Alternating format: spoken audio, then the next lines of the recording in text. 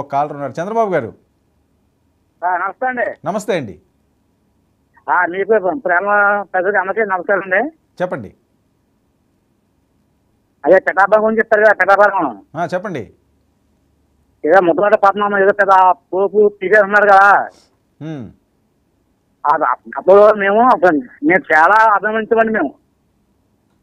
ఉమ్, ఇప్పుడు ఏదో పెద్ద అక్కడ మా పోలాన్ని పేరు చెప్తే ముద్దగడ్డ పద్మం భోగ పద్మం అని చెప్తున్నారు. భోకారం ఉమ్. అంత సన్నగా కూర్చోడు. సరే సరే వద్దులేండి, పర్సనల్గా వద్దులేండి. పెద్ద ఆయన వయసు కన్నా మనం గౌరవం ఇవ్వాలి కదండి.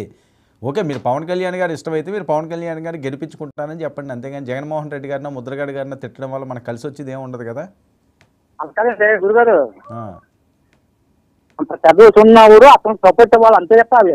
అది ఏమి హామీ ఇస్తాడు ఆ జగన్మోహన్ రెడ్డి. మీది ఏ ఊరండి? మీది ఎక్కడ? పోలవరమా? పోలవరం అంటే ఎక్కడ, ఏ నియోజకవర్గం వస్తుంది? మాదండి పశ్చిమ గోదావరి జిల్లా. అవును, అదే పిఠాపురం కాదు కదా. మరి మీరు పిఠాపురం ఎలా ఉంది? మీ బంధువులు ఎవరైనా ఉన్నారా అక్కడ? మాకు నా బోల్ మంది ఉన్నారండి బాబు. నాకు అక్కడ ఏమంటున్నారండి వాళ్ళు? పట్టు వాళ్ళు తిన్నారండి బాబు. మామూలుగా పద్మనాభ గారు అంటే నాకు చాలా గవర్నమెంట్ బాబు. పెద్ద అయినా తండ్రులు అంటే మీరు కాదండి, అక్కడ ఎవరు గెలుస్తారు అంటున్నారు, ఎవరికి ఓట్లు వేస్తారు అంటున్నారు? పక్క పవర్ స్టార్ పవన్ కళ్యాణ్ గెలుస్తాడు. ఇది మాత్రం పక్క మీరు రాసి పెట్టుకోండి మీరు. వాళ్ళు 800 కోట్లు పెట్టుకున్నా పవన్ కళ్యాణ్ పట్టుబడి 100 అదే మాట తప్ప రెండు మాటలేదండి. ఓకే, ఇదేంటండి బాబు. అంత కూర్చున్నప్పుడు సపోర్ట్ వాళ్ళు శబ్దాలు లేకపోతే పక్కన గవర్నమెంట్ అండి బాబు. రేఖతో ఆయన పరువు పోగొట్టుకున్నాడు ఆయన. అదండి ఆయన, అది ఆయన గొప్ప పెద్ద వ్యక్తి అండి. ఎంత సపోర్ట్ అయినా ఏంటంటే ఒక్క లేఖ పడతారు సార్ గుర్తుందండి. ఆ లేఖతో ఆయన పరుగు ఉన్నాడు. కళ్యాణ్ బాబు గారు ఏంటంటే ఆయన వ్యక్తిత్వం కాపుడు పెద్ద ఏదో పెద్ద పెద్ద పెద్ద కాపుడు ఊహింటే ఆయన పక్క. ఓకే అండి, అది మీరు రాసి పెట్టుకోండి. నా ఫోన్ నెంబర్ తీసుకుని ఆయన ఇవ్వండి. రాసి పెట్టుకుని ఫోన్ నెంబర్ తీసుకుండి ఆయన గెలిచిన తర్వాత మీకు ఫోన్ చేయనా? ఉండండి, మీరు ఆ రోజు చెప్పేది కరెక్టే అని. ఓకే అండి, చంద్రబాబు గారు చాలా ఆవేశంగా ఉన్నారు. అయ్యప్ప గారు, ఇక్కడ పోలవరం కాన్స్టిట్యున్సీ టీడీపీకి చాలా బ్యాడ్ రికార్డ్ ఉంది. అక్కడ వైసీపీకి ఎప్పటికప్పుడు ప్లస్ ఉంది. అక్కడ ఈ చిర్రి బాలరాజు గారు అక్కడ పోలవరం ఆ సీటు జనసేనకి కొంచెం డౌట్ గా ఉందండి అక్కడ. ఎందుకంటే అక్కడ సామాజిక వర్గాల ఈక్వేషన్స్ లో చంద్రబాబు నాయుడు గారు ఓడిపోతారని భయంతో అది ఆ సీటు జనసేన ఖాతాలోకి గెంటడం జరిగింది.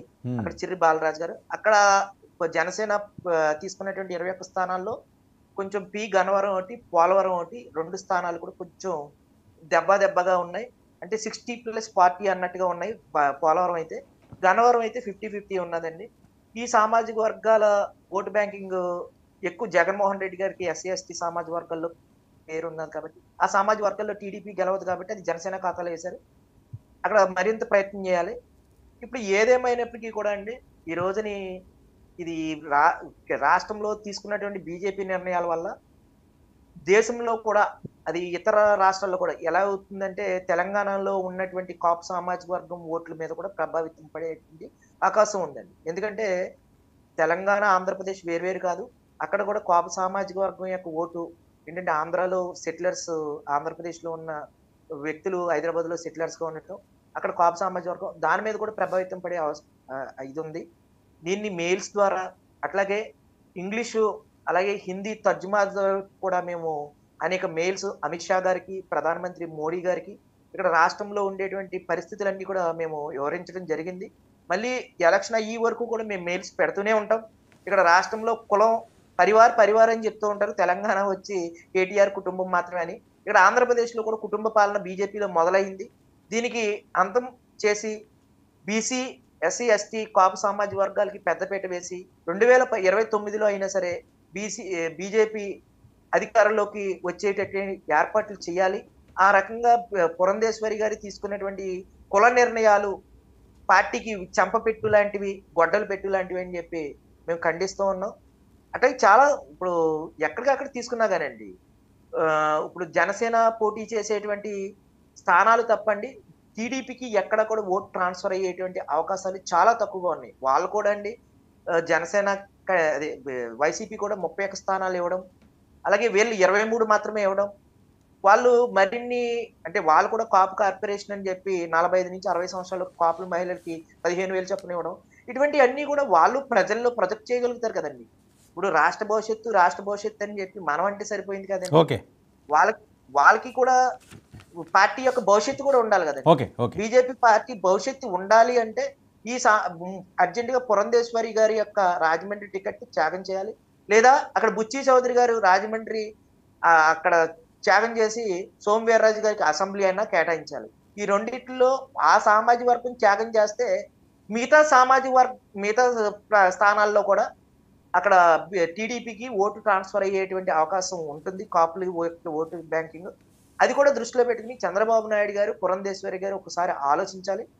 అలాగే కేంద్ర నాయకత్వాన్ని ఒకటే కోరుతూ ఉన్నాను, 2029 నాటికి బీజేపీ దక్షిణాది రాష్ట్రాల్లో బలంగా తయారవ్వాలంటే ఇటువంటి కుల పార్టీల్ని, ఎవరైతే ఇతర పార్టీల నుంచి వచ్చినటువంటి కుల సంఘాల యొక్క నాయకుల్ని వీళ్ళని పార్టీలో పెట్టుకుని ఒక కులానికి కాకుండా ఇక్కడ వాస్తవ పరిస్థితుల్ని గ్రహించి మాత్రమే నిర్ణయాలు తీసుకోవాలి. అలాగా ఒక కులం మీద మాత్రమే వదిలిపెట్టకూడదు. సీట్ల కేటాయింపులో ఎలా జరిగిందన్న విషయం మీద మరొకసారి పరిశీలించాలి.